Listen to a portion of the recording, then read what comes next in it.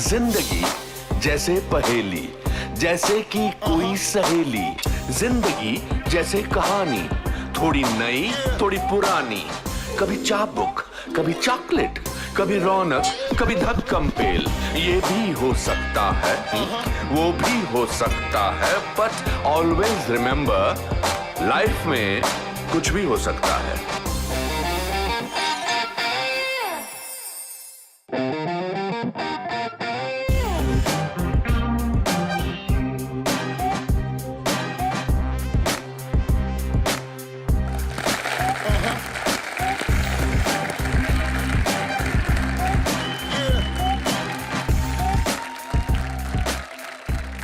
नमस्कार, good evening, आदाब दोस्तों। मैं आप सबका स्वागत करता हूं मेरे शो में जिसका नाम है द अनुपम खेर शो। कुछ भी हो सकता है। जी हां दोस्तों, अगर एक पेट्रोल पंप में काम करने वाला पेट्रोलियम इंडस्ट्री का बेताज बादशाह धीरूभाई अंबानी बन सकता है तो कुछ भी हो सकता है। अगर एक college drop out media Mughal Subhash Chandra बन सकता है तो कुछ भी हो सकता है। और अगर एक नौसखिया गायक हिंदुस्तान की आवाज किशोर कुमार बन सकता है तो कुछ भी हो सकता है। जिंदगी का सबसे बड़ा रहस्य खुद जिंदगी है। इसे जितना ना समझने की कोशिश करेंगे, ये उतनी ही रोमांचक होती जाएगी, क्योंकि याद रखिए, लाइफ में कुछ भी हो सकता है। दोस्तों, आज जब मैं घर से निकला तो फोन को चार्ज करना भूल गया और आधे रास्ते मेरा फोन ऑफ हो गया। कुछ 5 मिनट के लिए तो मैं पैनिक कर गया, अरे कितने लोग फोन कर रहे होंगे, मुझे किसी से जरूरी बातें करनी थी। फिर मैंने सोचा चलो कोई बात नहीं, 10 मिनट का रास्ता है, स्टूडियो पहुंच के फोन चार्ज कर लूंगा। वो 10 मिनट का रास्ता बड़ा अद्भुत सा अनुभव था। ये कड़कड़ाती धूप, ट्रैफिक, शोर, गुब्बारे और खिलौने बेचते लोग, भिखारी, वो पेड़ के नीचे बैठा हज्जाम। मैं हैरान था कि एक फोन की वजह से ये अनुभव मेरी जिंदगी से मानो गायब ही हो गए थे। मुझे एकदम से याद आया कि मैंने पहली बार फोन अपनी जिंदगी में 15 साल की उम्र में इस्तेमाल किया था, वो भी किसी लड़की के चक्कर में। लेकिन उस लड़की से बात करने से ज्यादा मुझे एक्साइटमेंट थी टेलीफोन पर बात करने की। पहले फोन कॉल का अनुभव बहुत अद्भुत था। आज परिवार एक घर में रहते हुए भी व्हाट्सएप पर बातें करता है, तो बातचीत का अनुभव कहां गया? फेसबुक पर बिना मिले 200 फ्रेंड्स बन जाते हैं, तो दोस्ती निभाने का अनुभव कहां गया? इंटरनेट पर किसी भी सवाल का जवाब मिल जाता है, तो कड़े परिश्रम का अनुभव कहां गया? महान साइंटिस्ट एल्बर्ट आइंस्टाइन ने कहा है कि ज्ञान का एकमात्र स्रोत अनुभव है। The only source of knowledge is experience. आज जो मेरे मित्र यहां आए हैं, इनका अनुभव पीढ़ी दर पीढ़ी के लिए साहस और सीख का प्रतीक बना है। उनके बारे में मैं कहता हूं कि अगर जिंदगी कुरुक्षेत्र का मैदान है और मैं सवाल पूछता हुआ अर्जुन हूं, तो वो मेरे कृष्ण हैं। Friends, please welcome Mahesh Bhatt.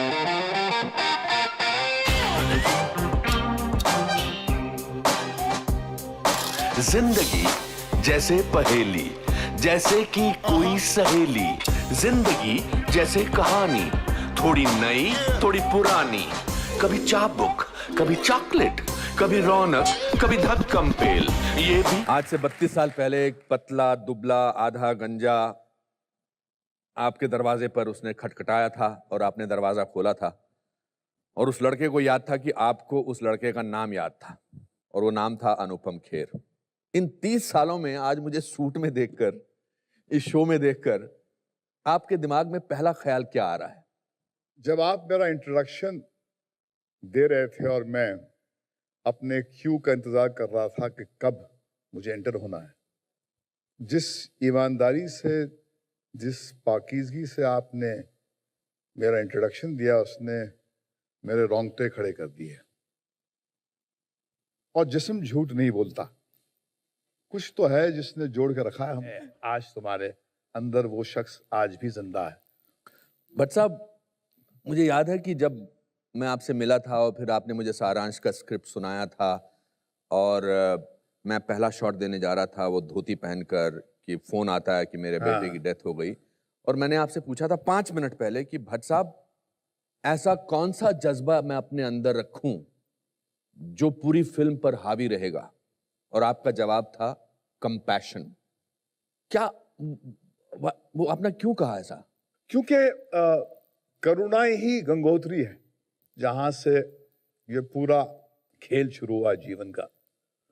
और मुझे याद है कि तुम्हारे रोम रोम में वो करुणा का समंदर था, और नहीं तो संभव नहीं है कि 28 साल की उम्र में वो नौजवान लड़का इतना मुश्किल रोल जो है निभा पाता। आपने मुझे एक बहुत बड़ी गुरु दक्षिणा दी थी उस समय। वो पैशन, वो कंपैशन, वो करुणा मेरे जहन में आज तक है। मगर आपकी जिंदगी उस समय जो थी बहुत उथल पुथल में मची हुई थी। अगर मैं साफ शब्दों में, क्योंकि आप साफ गोई पसंद करते हैं, साफ शब्दों में कहूँ, आप बहुत पीते थे, आप बहुत गुस्से रहते थे, आप दुनिया से गुस्से थे, आप बहुत बार मैंने शराब के नशे में धुत लेके आपको मैं घर पर लाया। आदमी जब अपने आप से खफा होता है तो दुनिया से भी खफा होता है। मैं अपने आप से खफा था। कहीं पहुंचने की एक प्यास थी और लगा था कि मैं वो मुकाम हासिल कर ही नहीं पा रहा हूं जहां मैं अपने आप को देखता हूं। तो एक इम्पेशेंट फेज था।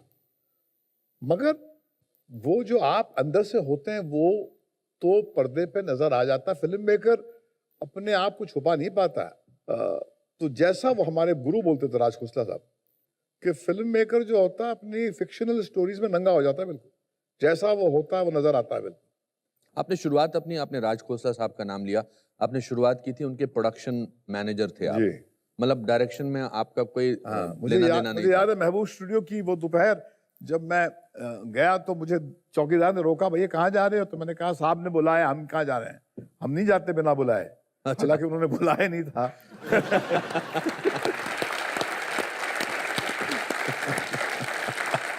तो हम अंदर चले गए और उनके जब एयर कंडीशन रूम में मैं दाखिल हुआ तो मुझे याद है कि राज साहब बैठे थे, उसके पीछे गुरुदत्त साहब की तस्वीर थी।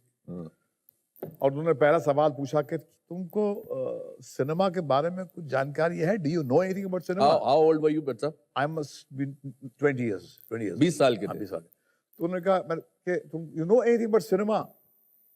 आई said no sir.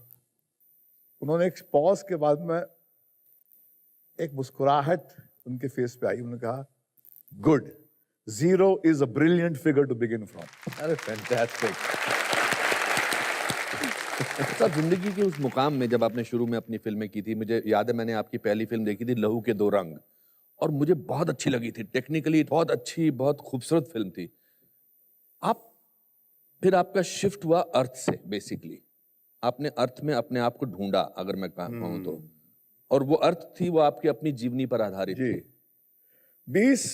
20s were the turbulent 20s। जब तो first 3-4 films did not work at the box office। मैं एक टैलेंटेड एमेटर था। मैं फिल्में वो बनाता था जो बाजार कहता था कि ऐसी फिल्में बनाओ।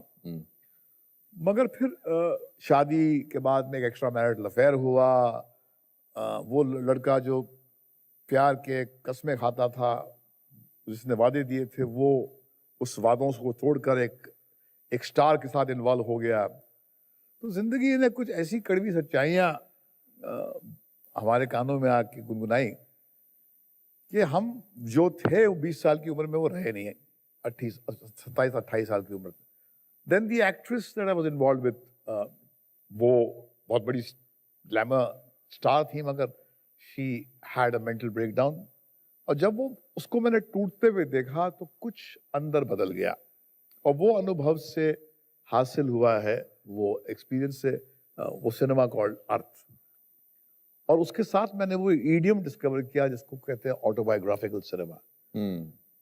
और मुझे एक बात समझ में आई, जब आप अपनी बात को सेंटर स्टेज में रखते हैं, उससे कुछ हासिल करते हैं, तो उसमें वो तड़प होती है, वो गूंज होती है, वो महक होती है जो फिक्शनल काम में नहीं होती है। अर्थ के दौरान आपकी मुलाकात आपके बहुत अच्छे दोस्त, आपके स्पिरिचुअल गुरु यूजी कृष्णमूर्ति से हुई। यूजी कृष्णमूर्ति की मुलाकात मेरी उस थोड़ी से अर्थ से पहले हुई थी, और एक क्रांति जैसे घट गई। एक चलते चलते मैंने एक लाइव वायर को टच कर दिया। उससे पहले मैं स्पिरिचुअल तलाश में निकला था, रजनीश के आश्रम गया था, 5 घंटे मेडिटेशन करता था।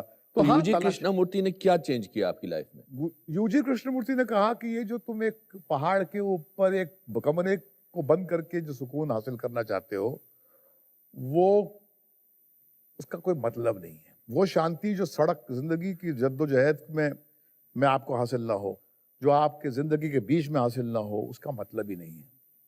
और यही रियलिटी है, ये आपका जीवन है। वो कौन सा ऐसा मुकाम था, कौन सा ऐसा क्षण था या पल था जब आपने पीना बंद किया था? वो एक क्षण था कि मेरी बेटी शाहीन पैदा हुई थी और मैं उसके दिन के 2 रोज बाद तक पीता रहा। और फिर बच्ची जब घर पे आई तो मैंने उसको उठाया अपने हाथों में, तो मुझे लगा कि उसने अपना जैसे चेहरा मुझसे अलग कर दिया, बिल्कुल मोड़ लिया मुझसे। एक गहरे रिजेक्शन का एहसास हुआ और फिर मैंने कहा कि अब मैं शराब नहीं पीऊंगा। 26 साल पहले मैंने शराब छोड़ी थी, आज भी मैंने एक बूंद नहीं पी शराब की, और वो बच्ची। इसीलिए मैं कहता हूं कि अगर महेश भट्ट अल्कोहलिक ऑलमोस्ट होने के बावजूद एक दिन शराब छोड़ सकते हैं और पिछले 26 साल से इन्होंने शराब नहीं पी है, तो जिंदगी में कुछ भी हो सकता है। कुछ भी हो सकता है, कुछ भी हो सकता है। डैडी इस फिल्म से डैडी जिसमें आपने अल्कोहलिक का रोल किया था, और मैं तो इतना पीता भी नहीं हूँ। हाँ, वो कहीं पर वो सच से जो जिया था, उसकी जो एक ईमानदारी थी उस फिल्म में थी, इसलिए आज भी उस फिल्म का जिक्र होता है। तो जब भी आप अपना जिया सच पर्दे पे लाते हैं, उसकी पहुंच बहुत बहुत दूर तक जाती है। आप अकेला महसूस करते हैं भट्ट साहब? आपकी बात, बट इट्स सो स्ट्रेंज कि मैं आपसे आज बहुत दिनों बाद ऐसे बैठकर बातें कर रहा हूँ। मुझे कभी ऐसा मौका मिला नहीं। मैं आपके घर आता हूँ तो हम इधर उधर की बातें करते हैं। आज मुझे आपसे बातें करके आपके लिए कंपैशन की फीलिंग हो रही है, मगर आई सी अ लोनली मैन। अनुपम, तुमको याद है कि हम लोग सारांश की शूटिंग खत्म करके टैक्सी में आते थे और तुम आगे जाते थे, तुम पहले छोड़ते थे मुझे।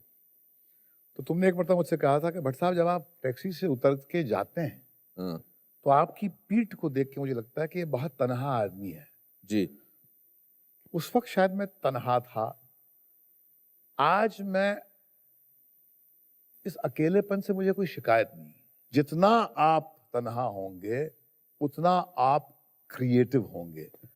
एक्चुअली आई वुड से कि जो आप करते हैं, योर राइटिंग और your art is the only escape route from loneliness. आप लोगों को बताना चाहता हूं कि भट्ट साहब सारांश के बाद हर फिल्म के लिए मुझसे पैसे लेते थे। पहले 500 लेते थे, फिर 1000 हो गए, और फिर आज मैं जब आया तो मैं मेकअप रूम में इनके असिस्टेंट आए, उन्होंने एक लिफाफा दिया और वो लिफाफा बड़ा खूबसूरत था। उसमें मैं समझ गया पैसे हैं, क्योंकि हम बिना पैसे का कुछ काम नहीं करते हैं। और मैंने पैसे एनवेलप खोला तो 1000 की नोट थी और मैं गिनता गया वो खत्म ही नहीं हो रहे थे। तो आज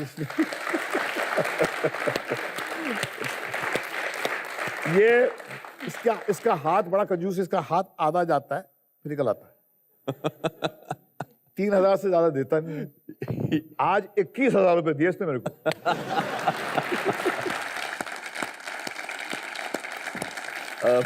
मेरा तो आपसे मैंने बच्चा बहुत सीखा है आपसे।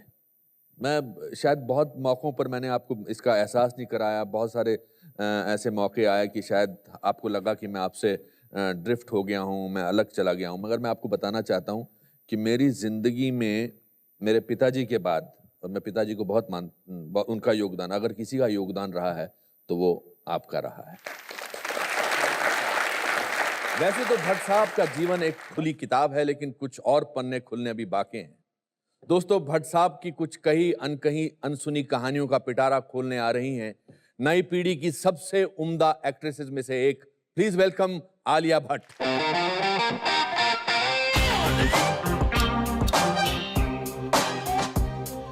जिंदगी जैसे पहेली, जैसे कि कोई सहेली। जिंदगी जैसे कहानी, थोड़ी नई थोड़ी पुरानी। कभी चाबुक, कभी चॉकलेट, कभी रौनक, कभी धक्कम। आलिया जी, कैसी हैं आप? बहुत अच्छी हूँ। बहुत अच्छी, आपकी हिंदी में परेशानी होने वाली है। मैं बहुत नर्वस हूँ एक्चुअली। मगर ये अरे नर्वस, दो इंसान, खूबसूरत इंसान आपको चाहने वाले आपके साथ बैठे हैं, नर्वस होने खूबसूरत हिंदी बोलने वाले हैं इंसान। इतना तो बोल लिया आपने। देखिए, मुझे बहुत सारी जब यंग लड़कियां बोलती हैं कि माँ आपको बचपन से जानती हूँ, तो मुझे उतना अच्छा नहीं लगता है, लेकिन आपको पूरा हक है कि आप बोल सकती हैं मैं आपको बचपन से जानती हूँ। क्यों, आपको अच्छा क्यों नहीं लगता है? मुझे लगता है कि मुझे मेरी उम्र का एहसास करा रही हैं। मुझे नहीं अच्छा लगता इसलिए। मगर आप तो मुझे बचपन से जानती हैं, जब से आप पैदा हुई हैं, फिर आप बड़ी हुई। आपको याद है जब आप 6 साल की थी, मैंने आपसे कहा था कि आप एक्ट्रेस बनना चाहती हैं? हाँ, मुझे एक्चुअली बहुत सारे कॉन्वर्सेशंस याद है, क्योंकि मुझे याद है कि आप हर रोज घर आते थे और हर टाइम पैसा लेके आते थे पापा के लिए।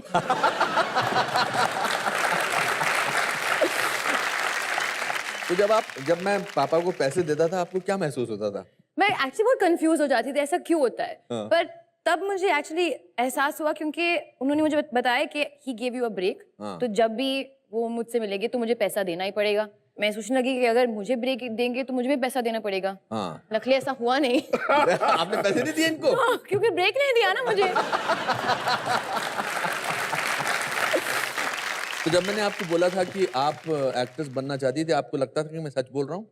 आप बनना चाहती थी ना हमेशा हाँ, से? आई थिंक हमने एक conversation, we had a conversation, क्योंकि मुझे हमेशा पता था कि मैं एक्ट्रेस बनना चाहती हूँ। तो आई थिंक क्योंकि आप भी एक्टर हो, आपने देख लिया एक्टर मुझ में। मैंने पहचान लिया। आपने पहचान लिया। आप स्कूल की ड्रेस में होती थी, आप प्रिटेंड करती थी कि आप स्कूल जा रही हैं।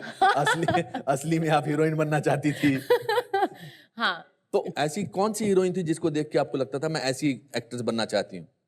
बचपन से एक्चुअली बहुत सारी, ऐश्वर्या राय, करीना कपूर, करिश्मा कपूर, मैं सबकी तरह बनना चाहती थी। मैं शाहरुख खान की तरह भी बनना चाहती थी। It was not this one particular person. अच्छा। बस मुझे ये पता है कि आई वांट टू बी, मुझे सबसे ज्यादा प्यार चाहिए। I want to be the most loved actor. आपको दुनिया का प्यार चाहिए था? हाँ, मुझे वो सुपरस्टार एक्टर का प्यार चाहिए। सुपरस्टार बनना चाहती थी कि कोई मुझे चाहे भी तो भूल ना पाए। ऐसा कभी हो ही नहीं सकता। क्या बात है इनकी। वो बहुत क्लियर है। तो अब आपको लगता है कि आप सुपरस्टार? नहीं, अभी नहीं। आपने बहुत टाइम है। 4 सुपरहिट फिल्में आपने दी हैं। नहीं, अभी थिंक बहुत टाइम बाकी है। बहुत टाइम बाकी है। अभी बस पहला स्टेप लिया है मैंने। पहली सीढ़ी चढ़ी है। पहली सीढ़ी। कितनी सीढ़ियां हैं आपके उसमें? बस सीढ़ियां ही आप सीढ़ियां। बताओ कितना सीढ़ियां? नहीं, इस ऐसे सफर में मंजिल है ही नहीं, बस चलना ही है। और पापा ने एक दिन मुझे कहा था कि जब आपको लगे कि आप यू हैव अराइव्ड, कि आप पहुंच गए हो, आपने सब हासिल कर लिया है, तब आपका डाउनफॉल शुरू हो जाता है। तो मैं आपसे जानना चाहता हूं कि आपके घर में 2 ऐसी हस्तियां रहती हैं जिनको एडवाइस देने की आई एम श्योर आदत होगी। हाँ। है ना? हाँ। तो क्या मजा आया ना आपको मेरे इस सवाल का? है? हाँ। अच्छा लगा। आपके फ्लैशेस गए, पिताजी की एडवाइस, माताजी की एडवाइस, बड़ी बहन की एडवाइस। तो क्या एडवाइस देती सोनी? आपकी मम्मी आपको क्या एडवाइस देती रहती है? मम्मी तो आई थिंक अभी भी वो मुझे बच्ची समझती है। मैं 21 इयर्स की हो गई हूँ, पर वो ये नहीं समझती कि मैं अभी बड़ी हो गई हूँ। आई एम वर्किंग, मैं ये कर रही हूँ, वो कर रही हूँ। उनका एडवाइस हमेशा ये होता है कि खाना टाइम पे खाओ, प्लीज सो जाओ, यहाँ मत जाओ, कैंसिल कर दो, ये शूट मत करो, ये। मैं कहती हूँ कि ऐसा नहीं होता है, मुझे करना पड़ेगा। और सो मुझे बहुत एक्साइटमेंट हो रही है अभी कि मैं हर टाइम इतना सारा काम कर रही हूँ, टाइम सोने का टाइम नहीं मिल रहा है, उठने बैठने का टाइम नहीं मिल रहा है, मुझे एक्साइटमेंट हो रहा है। आप इस बात को एंजॉय कर रही हैं कि आप स्टारडम की तरफ बढ़ रही हैं, वो जर्नी आपको अच्छी लग रही है? हाँ, मुझे वो एड्रेनलिन अच्छा लग रहा है। अच्छा लग और पापा एक्चुअली एकदम ऑपोजिट है। जब वो मेरी आवाज सुनते हैं फोन पे, और जब मैं थकी हुई सुनाई दे रही हूँ फोन पे, वो बहुत खुश होता है। हाँ, यू आर साउंडिंग गुड। वो बहुत खुश हो जाते हैं, तो ही अंडरस्टैंड्स। पर मम्मी आई थिंक अभी भी बच्ची है मेरे लिए। मैं उनके लिए बच्ची हूँ। पापा ने कभी आपको बहुत जोर से डांटा है? हाँ। अच्छा। हाँ। मुझे याद दिलाओ कब? किस बात पे? I can't say that here. No, of course you have to say मैं that. शो पे नहीं कह सकती हूँ। क्यों नहीं कह सकती हैं? ये तो कुछ भी हो सकता है इस शो पे तो। आई थिंक एक टाइम मैं झूठ बोल के मैं कहीं गई थी पार्टिंग। अच्छा। और मैं घर वापस आ गई और तब आप फिल्मों में नहीं थी? नहीं, मतलब छोटी थी बहुत? 16-17 साल की थी आई थिंक। अच्छा, तो क्या बोला था? नहीं, एक्चुअली क्या होता है कि बहुत सही बात कहते हैं। अरे अब ये भी समय तारीफ मत करो। नहीं, सही बात है। ये बहुत तारीफ कर चुके हैं आपकी। कि इट्स वेरी इजी कि आप खो जाओ, you know, parties, glamour, lights. और आई थिंक वो उस टाइम का ट्रेनिंग था मेरे लिए। आई डोंट नो, आई थिंक इनका झगड़ा हाई पिच पे होता होगा, साउंड लेवल, साउंड ट्रैक जो है ऐसा होता है। फिर देन ही इंटरफियर्स, क्योंकि वो मुझे समझते हैं, so he will take my side कि सोनी क्यों कर रहे हो ऐसा, why you doing this, let her be this that. और फिर प्रॉब्लम, आप फोकस बदल जाता है, फिर झगड़ा वहां से यहाँ आ जाता है। आपकी तरफ आ जाता है। आप अपने लाइफ के जो आपके सीक्रेट्स हैं या जो चीजें आप शेयर कर सकती हैं, ज्यादा किसके साथ शेयर करती हैं? अपने पापा के साथ या मम्मी के साथ? किसी के साथ नहीं? शाहीन के साथ? शाहीन के साथ। आपका रिश्ता पूजा के साथ कैसा है? Actually recently it's become much better. हम लोग एज अ फैमिली बहुत क्लोज हो गए। लोग हमेशा कहते थे कि you know you have a step sister, step mother, ये सब, पर मुझे कभी ऐसा इफेक्ट नहीं हुआ क्योंकि हमारी फैमिली इतनी रियल और ऑनेस्ट है एक दूसरे के साथ। कोई फसाड, कोई फेकनेस नहीं है। तो जब हम टाइम स्पेंड करते हैं, हम जेन्युइनली टाइम स्पेंड करते हैं। आपको मिस होता है कि आपको आपके हिंदुस्तान के महान डायरेक्टर डायरेक्ट नहीं करेंगे? सब लोग मुझसे ये पूछते हैं कि कब महेश जी आपको डायरेक्ट करेंगे, कब डायरेक्ट करेंगे, कब डायरेक्ट तो आपकी इतनी बिल्कुल नहीं चलती है अपने घर में कि आप अपने पापा को बोलो कि मेरे लिए फिल्म डायरेक्ट करो? ऑफ कोर्स मैंने कोशिश की है। उन्होंने कहा कि I am N extinct volcano. मैं क्या कहूँ? Extinct volcano? हाँ। तो मैं क्या कहूँ, एक्सटिंक्ट वोल्केनो को कैसे जगाऊं?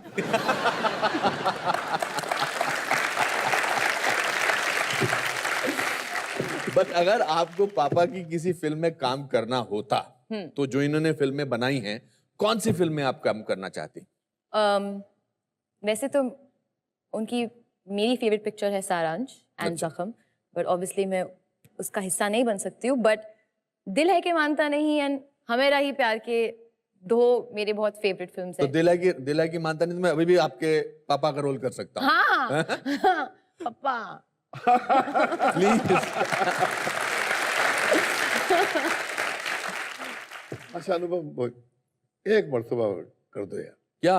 मेरी बेटी भाग गई पिक। हाँ, या प्लीज। एक मिनट, तो तुम मेरे साथ आओ। एक इधर आओ। आप पूजा हो ओके। और मेरा पकड़ा हुआ। I am directing the shot. हाँ, अरे दिस इज अ हिस्टोरिकल हाँ, ये मोमेंट। हाँ, एक मिनट।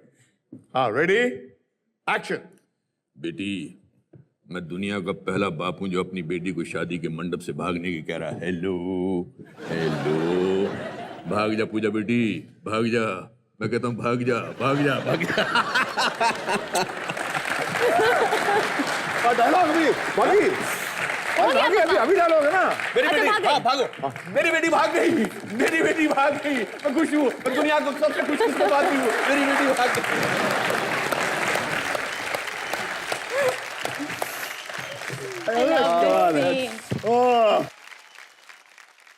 अभी भी मुझे काफी लोग बोलते हैं पूजा बेटी भाग जा, भाग जा। पता नहीं उसमें क्या था, और हमने ऑन द स्पॉट वो किया था। हाँ, मेरी बेटी भाग गई। मैं आपको एक किस्सा और सुनाना चाहता हूँ, बड़ा मजेदार किस्सा। मेरी माँ का है, आपको अपनी माँ पर याद फक्र होगा। जब भट्ट साहब ने सारांश मुझे दे दी और जब सारांश रिलीज हो गई और मेरी माँ भट्ट साहब को मिलने उनके घर पर गई, तो भट्ट साहब ने अपने अंदाज में कहा कि देखे मिसेस खेर, मैंने आपके बेटे को स्टार बना दिया। तो मेरी मम्मी का जवाब पता क्या था? कि मेरे बेटे में कोई बात होगी तो स्टार बना दिया, वरना कैसे बना सकते थे।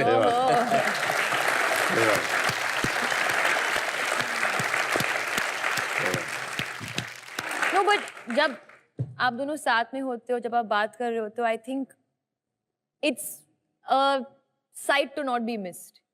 बहुत अच्छा लगता है बिकॉज रियल है। या हमने इस 30 साल में क्या पाया है कि हमने रिश्ते को चेंज नहीं होने दिया। ऐसा रिश्ता कभी आपका किसी के साथ हो जाए तो मजा आ जाएगा आपको। या क्या what makes you happy, what makes you very happy apart from ये जो आपकी फिल्मों की जिंदगी को छोड़कर आम जिंदगी में आपको क्या चीज बहुत खुशी देती है? सोना। सोना। एक्चुअली मैं ये क्वेश्चन अपने आप से पूछ रही हूँ सिंस क्वाइट सम टाइम, क्योंकि मैं थोड़ा सा आई थिंक अभी लॉस्ट फील कर रही हूँ। आई थिंक भट्ट साहब मेरी इस बात से रजामंद होंगे कि सक्सेस के साथ आता है एक अकेलापन। क्योंकि ये डिमिनिशिंग मार्जिनल यूटिलिटी है ना, कि आपको जो जो मिलता जा रहा है, पहला उसका पहली फोटो, पहला ऑटोग्राफ, पहली भीड़, पहला प्रीमियर, पहला ये, फिर आपको उसकी आदत हो जाती है। फिर आप उसको काम में ढूंढते हैं। तो ये तो जर्नी है, इसको आप एंजॉय करिए मेरे नमक साथ। के पानी, नमक का पानी पियो तो प्यास ज्यादा लगती है। वैसे पैसा जितना कमाओ उतनी ज्यादा जरूरत महसूस होती है, फेम जितना पाओ उतना ज्यादा फेम की जरूरत महसूस होती है। तो इससे पेट भरता नहीं है, प्यास बढ़ती है। गाना किससे सीखा है? गाना? हाँ, आपने गाना गाया? सरप्राइज है। हाँ। और ये ही डिडंट थिंक कि मैं गा पाऊंगी। हाँ। You can sing. हाँ, आई डोंट मुझे थिंक सो। हाँ, बिकॉज मैंने कभी सोचा ही नहीं था। मुझे लगा ये क्या लिप सिंक कर रही है, क्या कर रही है, क्या ये म्यूजिक वीडियो है। मालूम पड़ा इसने गाना गाया है। हाँ, वो आई डोंट थिंक किसी से सीखा। भट्सा बहुत हाँ, अच्छा गाते हैं। मम्मी भी बहुत अच्छा गाती मम्मी है, भी बहुत शाइनी भी बहुत अच्छा गाती है, गाती है। गाती हैं। नानी भी, नानी भी अच्छा गाती नाना है। भी एक्चुअली। अरे सारे मतलब सब अपना ऑर्केस्ट्रा बना सकते हैं। आपकी खासियत क्या है? आप टिपिकल एक्ट्रेस नहीं हो। हाँ। और ये भगवान ना करे कि कभी आप ऐसे बनो। टिपिकल एक्ट्रेस क्या होता है? टिपिकल एक्ट्रेस होती है कि जैसे मैंने आपसे कहा गाना गाओ तो आप कहती अभी तो मेरा गला आज ठीक नहीं है। तो मैंने भी आपने किया है। एकदम कहा कि कौन सा गाना गाऊं? अच्छा, हिंदुस्तान बॉम्बे में एक वर्ड है एंथू कटलेट। तो वो एंथू कटलेट की खासियत अभी भी आप में है। किसकी तरह आप ज्यादा? Who are you more like? अपने पापा की तरह, अपनी मम्मी की तरह? I think little bit of both. But so what आपने अपने पापा से क्या हासिल किया है? उनका विल पावर। अच्छा। उनका विल पावर इतना ज्यादा स्ट्रांग है। और जब उन्होंने आलू खाना बंद कर दिया। अच्छा, आपने आलू खाना बंद कर दिया? हाँ। क्या आप बात कर रहे हो? बिल्कुल बंद करती है। आपने आलू खाना कब बंद कर दिया भाई साहब? 7 साल हो गए। क्या बात, मैं गाली देने वाला था। 7 साल। आप ऐसे पूरी तरह से संत नहीं बन सकते हो। नहीं, मुझे नहीं, नहीं, नहीं आप संत बन गए हो। ये क्या मतलब? आप अरे ज्ञान की भैया, बातें करते हो, आलू नहीं खाते हो। Ice cream sugar free. People who travel high travel light. I know बच्चा, बट अच्छा ठीक है, मतलब और क्या? आलू तो, शराब तो आई थिंक एवरीबॉडी नोज। आप पीती हैं कभी कभी? हाँ। अच्छा, very good, I love you. ऐसा कभी हुआ कि आपको पीने के बाद चढ़ गई और आपने? हाँ, ऑफ कोर्स बहुत बार चढ़ी है। ऐसा कोई सीन याद है आपको? डिस्क्लोज कर दूं अभी? हाँ, आप करो ना प्लीज। फैमिली शो है। फैमिली शो है, फैमिली वाले मेरे भी पीते हैं।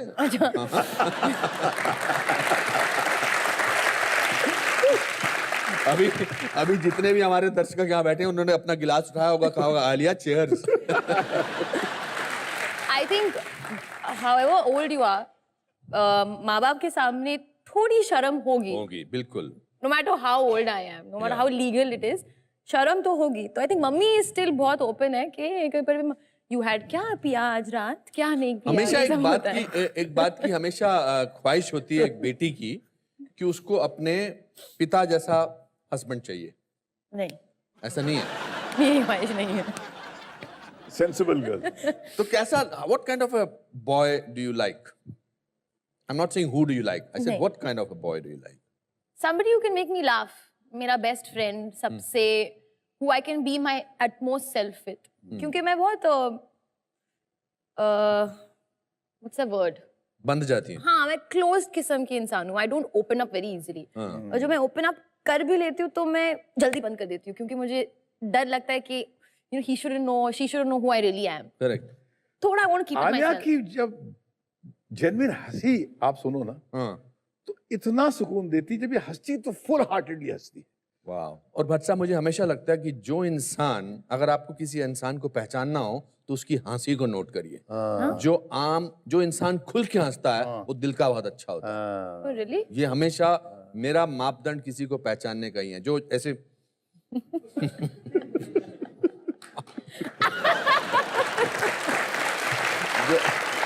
जो ऐसे हंसते हैं उनसे मैं दूरी रहता हूँ। मैंने सुना कि किसी इवेंट में भट्ट साहब आपको बहुत अच्छा लगा था, जो कर्क डगलस के साथ भी हुआ था, माइकल डगलस ने, किसी ने आपको पहचाना था कि आप आलिया भट्ट के फादर हो। He doesn't like this. उन्होंने एकदम मुझे फोन किया था कि Alia, I am very depressed, क्योंकि सब मुझे आलिया भट्ट के फादर बोल रहे। महेश भट्ट नहीं, महेश भट्ट नहीं बोल रहे। He said I can't believe this is happening. I'm depressed. और वो हंस रहे थे। अंदर से बहुत खुश थे ये इस बात वो से। हंस रहे थे। आई थिंक इसका सबसे बड़ा जो प्रमाण है किसी के कुछ बनने का, वो यही है कि उसके मेरे फादर बड़े अजीब से थे। मेरे फादर मेरे साथ कोई फैन फोटो खिंचाता था तो he will get into that picture also. So cute. He will get into that picture, yes. जब मैं कॉलेज में था तो मैं फिल्मों का तो हमेशा से शौक था। हमारे यहाँ बहुत शूटिंग्स हुआ करती थी। तो एक दिन मैंने देखा कि सामने से विनोद खन्ना साहब आ रहे हैं और बहुत सारे लोग उनसे हाथ मिला रहे थे। तो मैं भी भीड़ में अपना हाथ अंदर लेकर खड़ा था, मुझे नहीं पता। सडनली मुझे एहसास हुआ कि किसी ने मेरा हाथ पकड़ लिया है और हाथ मिला रहा है। तो जब भीड़ घुस के मैं आ गया तो देखा विनोद खन्ना साहब ने मेरा हाथ पकड़ा हुआ था और वो मुझे देखकर मुस्कुरा रहे थे। मुझे वो मुस्कुराहट, वो भीड़, वो समा, वो मौसम आज तक याद है और मुझे लगता है कि वो मेरा कुछ भी हो सकता है मोमेंट है। आपका कुछ भी हो सकता है मोमेंट कौन सा था? मेरी लाइन से 4 फ्लॉप्स आई हैं। अर्थ का first day, first show, plaza, new Delhi. First half का रिएक्शन आउटस्टैंडिंग है। सेकंड हाफ के लास्ट 2 सीन पे डिसाइड होगा कि ये पिक्चर हिट है या सुपर फ्लॉप है, और Mahesh Bhatt back to the pavilion या एक नई शुरुआत। और कैनॉट प्लेस में सेकंड हाफ शुरू होता है, मैं कैनॉट प्लेस के चक्कर काट रहा हूँ, धूप है, गर्मी है, डरता हुआ कांपता हुआ मैं वापस आता हूँ सिनेमा हॉल में, और बस लास्ट 2 सीन अब शुरू होने वाले हैं। और जो वो डिसाइसिव मोमेंट आता है जहां पर शबाना आजमी पूछती है अपने हस्बैंड से जो उसको छोड़ के गया था किसी दूसरी औरत के लिए, कि एक बात बताओ इंदर, कि अगर तुम्हारी जगह मैं होती और वापस आती, क्या तुम मुझे कबूल करते? और वो कहता नहीं, and she said good bye Inder. और फिर एक पल के लिए सन्नाटा, और फिर लोअर स्टॉल से तालियां बजनी शुरू होती है और मेरे आंखों में आंसू आ जाते हैं। मैं कहता हूं कि मेरी पिक्चर हिट हो गई है, हिंदुस्तान के फ्रंट बेंचर्स ने इस पिक्चर को एक्सेप्ट किया, and that was the turning point of my life, कि कुछ भी हो सकता था। आलिया, आपकी जिंदगी का कुछ भी हो सकता है मोमेंट कौन सा था? आई थिंक कुछ कुछ होता है देखने के बाद मैंने कहा था कि मुझे इस टाइप की फिल्म में काम करना है। तो जब उस टाइप की फिल्म के डायरेक्टर ने मुझे लॉन्च किया, तब मुझे लगा कि कुछ भी हो सकता है। क्या बात है। यही एहसास मैं यहां उपस्थित हमारे दर्शकों को देना चाहता हूं। अब आप सिर्फ एक ऑडियंस नहीं, हमारी कहानी का हिस्सा हैं। इसलिए मैं आप में से एक व्यक्ति को स्टेज पर आमंत्रित करूंगा जो न केवल भट्ट साहब और आलिया से बातें करेंगे, बल्कि इन दोनों की पसंदीदा चीजें भी उन्हें गिफ्ट में दी जाएंगी। तो देखते हैं आप में से कौन है वो खुशनसीब। आलिया, आप निकालिए।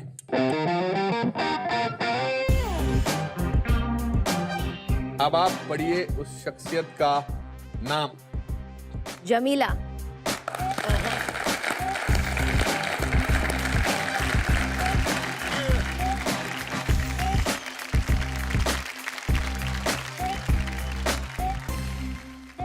Jamila, how are you my dear? Hi, sit. बैठिए। जमीला, कैसा महसूस कर रही हैं? I think this is my कुछ भी हो सकता है moment. दिस इज योर कुछ भी हो सकता है Yeah, moment. I really think. आपको आलिया अच्छी लगती है? बहुत। भट्ट साहब भी अच्छे लगते हैं हाँ, और मैं भी अच्छा लगता हूँ। आप मेरे डैडी के फेवरेट हो। और आपका? यार ये मैं डैडी का फेवरेट बहुत होने लगा। आलिया, आपको बोलना पड़ेगा कि आप मेरे फेवरेट हो। आप मेरे फेवरेट हो। अरे टेक 2। आप मेरे फेवरेट हो। Genuine take 3। आप मेरे फेवरेट हो। परफेक्ट। क्या पूछना चाहती हैं आप आलिया से? स्टूडेंट ऑफ द ईयर आपका फर्स्ट ब्रेक था, तो आपको कैसा लगा? नहीं, पूरा रिपोर्टर टाइप का क्वेश्चन पूछ लिया उन्होंने। जर्नलिस्ट बनना है? हाँ। हाँ? वाओ। जर्नलिस्ट, आपका पहला इंटरव्यू, इनकी लाइफ में कुछ भी हो सकता है, जर्नलिस्ट बन रहा है और पहला इंटरव्यू आलिया भट्ट और महेश भट्ट साहब के साथ। ओके, तो मुझे कैसा लगा? Student of the year shooting शुरू होने से पहले, आई थिंक 5 दिन पहले, मैं पागल हो रही थी। मैं ये बोल रही थी अपने आप को, मैं नहीं कर पाऊंगी, मैं फेल होने वाली हूँ, I am going to be one film wonder, ये सारी चीजें आने लगी मेरे दिमाग में। और आई डोंट नो व्हाई उस टाइम पे क्राइसिस सिचुएशन में मुझे इनकी याद आ गई। तो मैंने कहा पापा मैं कुछ हो रहा है, कहाँ हो तुम? गाड़ी में हो, ऑफिस आ जाओ। ऑफिस पहुंच गई तो ऑफिस में ये बैठे थे, इमरान हाशमी मेरे कजिन एक्टर बैठे थे, कुछ और लोग बैठे थे, I don't remember anybody else. और उन्होंने कहा कि स्टैंड इन फ्रंट और जो भी महसूस हो रहा है अभी आपके दिल में, दिमाग में, टॉक, बात करो। तो मैं बात कर रही थी कि क्योंकि मैं इतनी नर्वस थी और मुझे कुछ लहंगा पहनना था, तो मैं पेट के बारे में सोच रही थी, ये सब बोल रही थी, और जो मैं बात कर रही थी तो आंसू बाहर निकल रहे थे। तो I think if it hadn't been for that, मैं एक नर्वस रेक होती, मैं पता नहीं क्या करती। बट जब वो हुआ, जब मैं सेट पे गई, तो हम लोग राधा तेरी चुनरी शूट कर रहे थे। अब राधा तेरी चुनरी is what I am known as today. वो पूरा एक्सपीरियंस वो एक्सपीरियंस की तरह था जो मैंने अभी नरेट किया। नर्वसनेस थी but it was my life. Bhatt साहब से कोई सवाल पूछना चाहती हैं आप? आपने इतनी सारी फिल्म्स डायरेक्ट की है, कौन सी फिल्म आपके दिल के बहुत करीब है? बेटा, लम्हे होते हैं पिक्चरों में जो दिल के बहुत करीब होते हैं। पूरी फिल्म मुश्किल से किसी फिल्म मेकर को एक्सक्लूसिवली पसंद आती है। तो सारांश के बहुत सारे लम्हे हैं, जख्म के बहुत सारे लम्हे हैं, सड़क के हैं, हमें रही प्यार के हैं। ऐसा नहीं कि एक डिफाइनिंग सीन है जो मेरा सबसे फेवरेट सीन, ऐसा नहीं।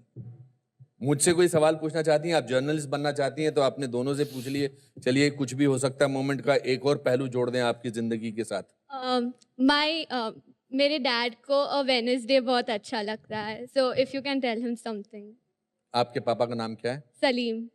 सलीम साहब, आपकी बेटी बहुत ही अच्छी है, अपने प्रोफेशन में ये कामयाब होगी और मैं बहुत खुश हूँ आपसे सलीम साहब बात करते वक्त। और इनकी आंखों में आंसू आते आते रुक रहे। क्यों ऐसा लग रहा है?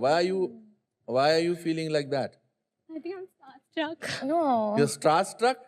ऐसा कुछ नहीं है। Don't cry. अच्छा, cry. Maybe it's good. आपने भी बताया ना। अच्छा, फिर रोना अच्छा होता है। रोना अच्छा होता है? अच्छा होता है, एक खुशी के आंसू मैं तो रोने के चक्कर में भी एक साइकियाट्रिस्ट के पास गया था, मुझे हर बात पे रोना आ जाता था। हाँ, मैं भी बहुत रोती हूँ। Should I also cry? भी तो मेरा मेकअप खराब हो जाएगा।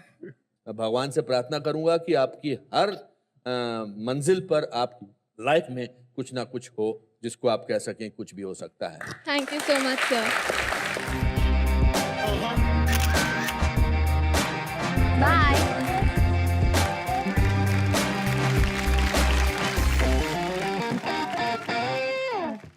भट्ट साहब, जिस शख्सियत की मैं इज्जत करता हूं, हमारे शो से जुड़े हुए सारे लोग इज्जत करते हैं, उनके लिए हमने एक स्क्रोल तैयार किया है। अपने जज्बात उस स्क्रोल में लिखे हैं।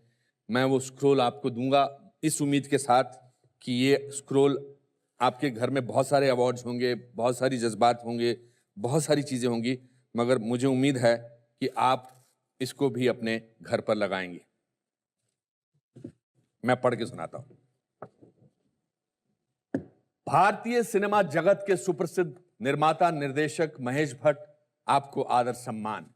अपने जीवन में आपका सिनेमा के प्रति योगदान बहुमूल्य है। आपके निर्देशन में बनी फिल्में केवल मनोरंजन ही नहीं बल्कि समाज की एक विचित्र छवि दर्शाती है। आपकी काल्पनिक कहानियों में एक आम इंसान अपने जीवन की वास्तविकता देखता है, फिर चाहे वो एक बूढ़े माँ बाप की कहानी सारांश हो या एक नारी के अपने अस्तित्व को खोजने की कहानी अर्थ। आपके खुले विचार और विचित्र भाव एक अनोखा मिश्रण है और यह विशिष्टता आपकी कला और शख्सियत में झलकती है। आप एक प्रेरणा हैं आजाद सोच की, विभिन्न कला की और उपलब्धियों की। 40 साल के इस सफर में आपका अंदाज जरूर बदला, लेकिन आपकी सोच नहीं बदली। इसी सोच से आप आने वाली पीढ़ी को प्रेरणा देते रहें, हमारा निवेदन है। अनुपम खेर।